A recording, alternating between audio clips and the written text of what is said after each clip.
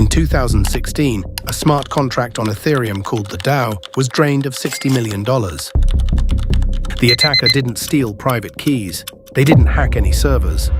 They just read the code and found one bug, called re-entrancy. Today, I'll show you exactly how it works from first principles. First, the basics. A blockchain is just a list of blocks, chained together. Each block holds a batch of transactions. Alice sends Bob 1 ether, Bob sends Carol half an ether. And every new block points back to the previous one with a cryptographic hash. Change any block and every block after it breaks. That's what makes the chain tamper-proof. Blocks hold transactions, but something has to actually execute them. That's the Ethereum virtual machine, the EVM. Smart contracts are compiled down to bytecode, a list of simple instructions called opcodes. When a transaction hits a contract, the EVM runs those opcodes one by one.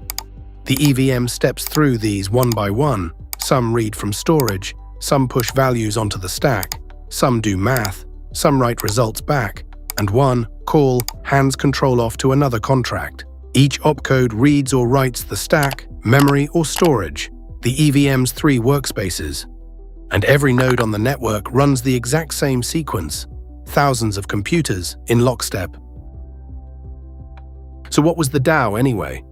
A venture capital fund, written as a smart contract on Ethereum. No board, no lawyers, just code. Over 11,000 people deposited Ether into it, about $150 million worth at the time. In return, they got DAO tokens, voting power in the fund. Holders voted on proposals, which startups the DAO should fund. If a vote passed, money flowed out.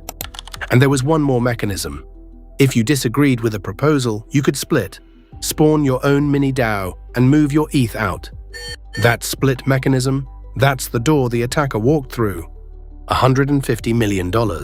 4 contracts, 1,200 lines, and 1 line in the wrong place. This is DAO.sol, the actual contract that ran the DAO. 577 lines of solidity. Let me scroll through it. Imports, storage variables, token accounting, governance logic, voting math, the split mechanism we just talked about. And somewhere in the middle, in a function called execute proposal, is the line that drained $60 million.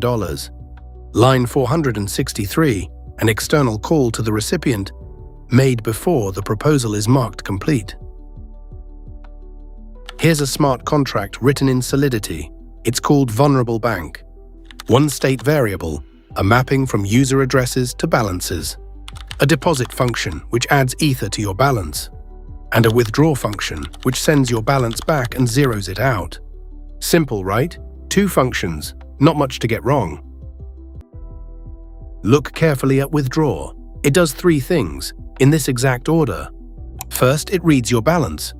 Second, it sends you that ETH. Third, it writes your balance to 0.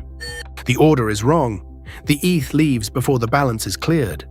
That one-line reordering is the entire bug. Here's the trick. When the contract sends ETH using .call, it doesn't just transfer money. It transfers control.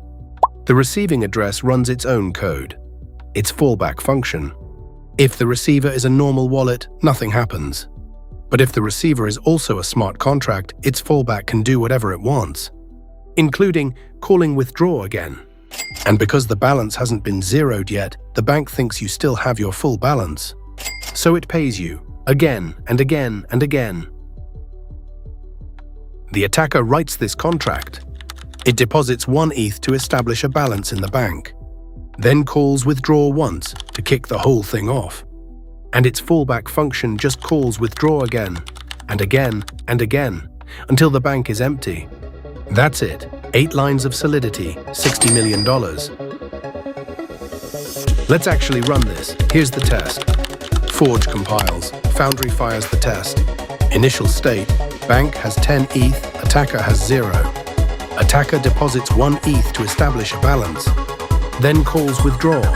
Bank reads 10, sends 1 ETH. Control flips to the attacker's fallback. Fallback calls withdraw again. Balance is still 10. Bank sends another one. And again, stack depth grows. Bank drains. 10 recursive calls deep.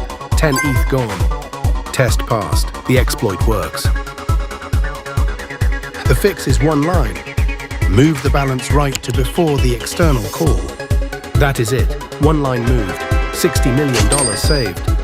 This pattern is called checks, effects, interactions. Every security auditor in crypto checks for this first. Now you know why.